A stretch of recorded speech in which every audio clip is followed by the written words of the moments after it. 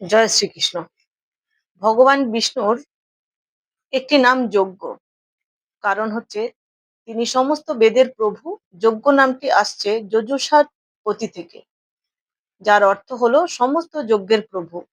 যজুর্বেদে যজ্ঞ অনুষ্ঠানের বিভিন্ন বিধি রয়েছে এবং সেই সমস্ত যজ্ঞের ভোক্তা হচ্ছেন পরমেশ্বর ভগবান শ্রী বিষ্ণু।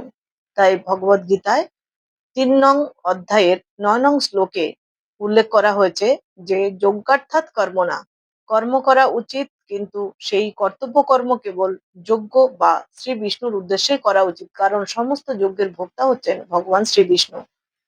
যদি পরমেশ্বর ভগবানের সন্তুষ্টি বিধানের জন্য বা ভগবত ভক্তির অনুষ্ঠান করার জন্য মানুষ কর্ম না করে, তাহলে তাকে কর্মের ফল ভোগ করতে হবে এবং পৃথিবীতে আবার জড়জাগতিক মোহবন্ধনে আবদ্ধ হয়ে জন্মগ্রহণ করতে হবে।